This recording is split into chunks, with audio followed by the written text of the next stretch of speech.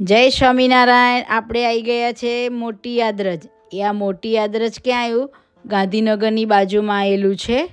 આપણે ત્યાં હવે જો આ તમને બધું જે પ્રસાદીની દર્શન કરાવું છું ને એની તમને માહિતી આપતી જઈશ અને તમને સમજાવતી જઈશ અને લીલા કહેતી જઈશ કે આ શું પ્રસાદીની અહીંયા મહારાજે લીલા કરી છે. આ ગામ તો બહુ જ નાનું છે પણ અહીંયા મહારાજે બહુ જ લીલા કરી છે.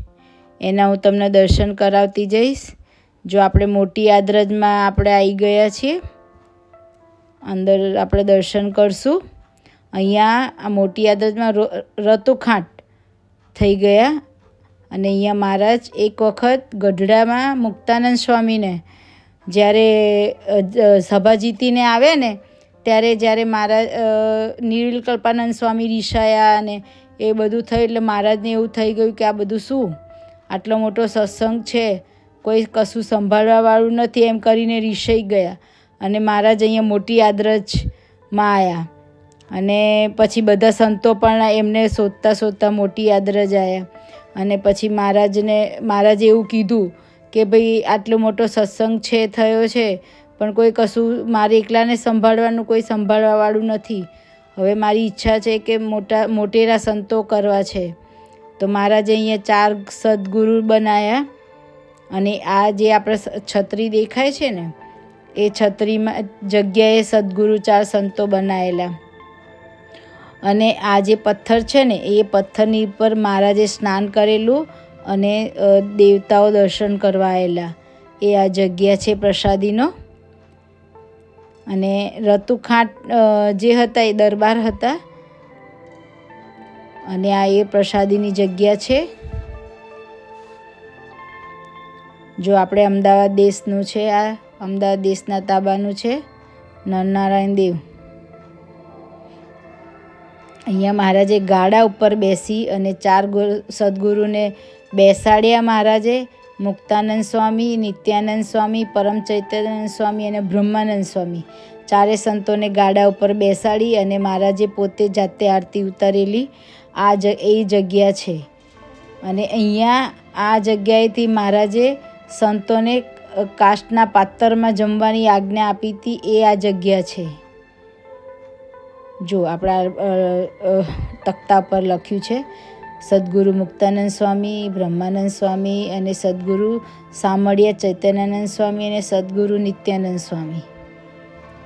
અને આ સદગુરુ સ્વામી શ્રી કૃષ્ણ જીવનદાસજીનો અને હરીશ્વર સ્વામીનું મંડળે આ છત્રી કરાયેલી છે. એ આ જગ્યા છે.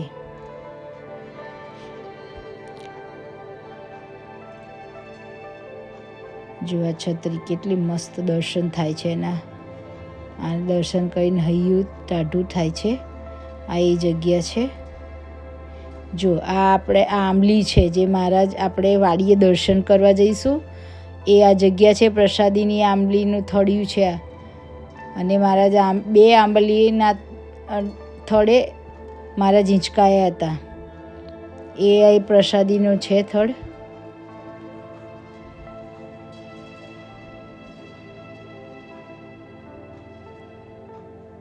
એ ગાડું પણ પ્રસાદીનું છે. એ વાડીમાં આવેલું છે.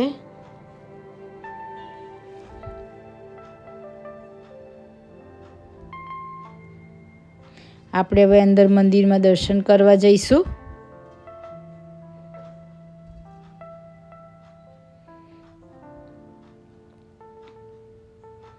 ચલો આપણે અહીંયા દર્શન કરવા જઈએ અંદર.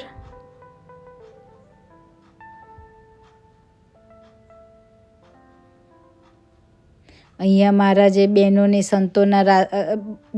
પણ રાસ રમાડેલા. એ આ જગ્યા છે. આપણે એના પણ દર્શન કરાવીશું તમને.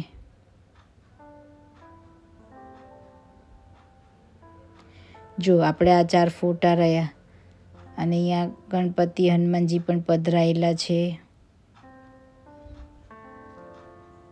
ઘનશ્યામ મહારાજની જય, રાધા કૃષ્ણ દેવની જય, નરનારાયણ દેવની જય.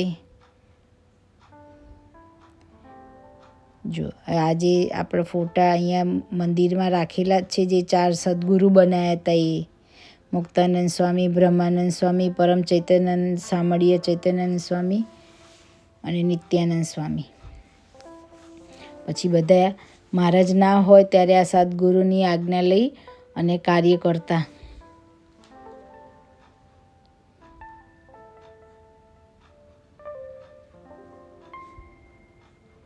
આપણે દર્શન કરતા, મંદિરના દર્શન કરીએ ફરતા. મહારાજે અહીં બહુ જ લીલા કરી છે. અહીંયા અન્નકોટ કર્યો છે મહારાજે. જ્યારે રતુખાટ જ્યારે એમને ચરુ મળેલા અને એમને મહારાજને ભેટ આપેલા અને એનો અહીંયા મહારાજને કીધું કે તમે આ જે ઉપયોગ કરવો એ કરો, ત્યારે એમને અહીંયા મોટા પાયે અન્નકોટ કરેલો. બધા 500 પરમ સંતોને બોલાયા હતા. જો આપણે આગળ પથ્થરના દર્શન કરીએ ને એવી રીતે આ સ્નાન કરતો અને દેવો આવ્યા છે એનું પણ દર્શન કરાવે છે. આ અન્નકોટ કરેલો મહારાજે 500 પરમહંસે બધા સંતોને બોલાવી અને બહુ જ મોટો અહીંયા અન્નકોટ કરેલો.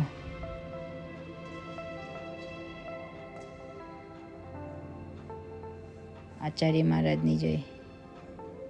જય સ્વામિનારાયણ. આ જે છે, જે મહારાજે જે લીલા કરી છે એના અહીંયા ચરિત્ર દોરેલા છે. જો ત્યાં ઉપર મહારાજે આયા, પધાર્યા, અહીંયા બધા હરિભક્તોને રાસ રમાડ્યો.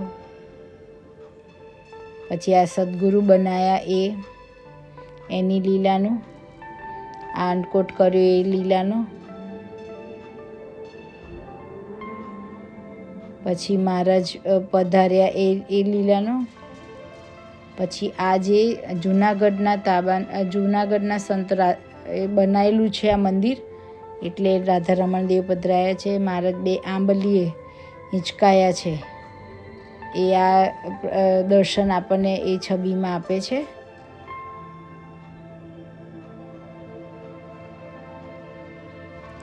અચૂક ને અચૂક મોટી યાદ્ર દર્શન કરવા આવજો. આપણે નજીક જ છે, જરૂર પધારજો. જો આ જે બંદૂક છે ને પ્રસાદીની છે, એ જ્યારે અહીંના બધા દરબારો હતા એમને એવું થતું હતું કે અમારા જેવા કોઈ નિશાનબાજ નહીં.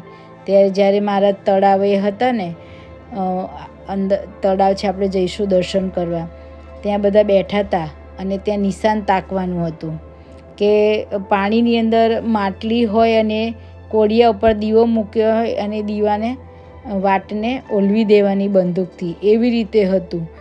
તો બધાનો ગર્વ ઉતારવા માટે મહારાજે ગલુજી અને ભગુજીએ પછી આ નિશાન તાક્યું હતું અને બધાનો ગર્વ ઉતાર્યો હતો. એ આ પ્રસાદીની બંદૂક છે. આપણે વાડીએ જઈશું ને ત્યારે દર્શન કરશું એ જગ્યાના. જો આવી ગયા આપણે વાડીએ, જે નદી તળાવના કાંઠે છે આ રહી એ જગ્યા.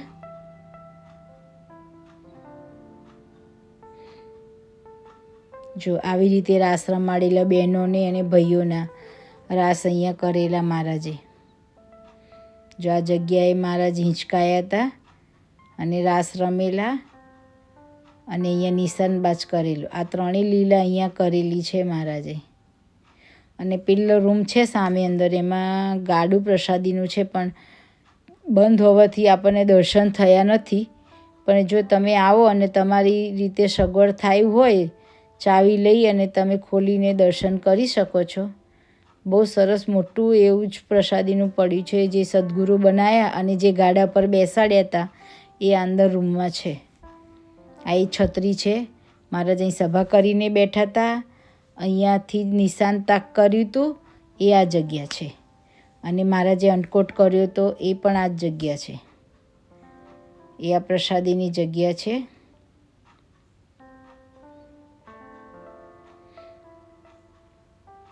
જો આપણે દર્શન કરશું.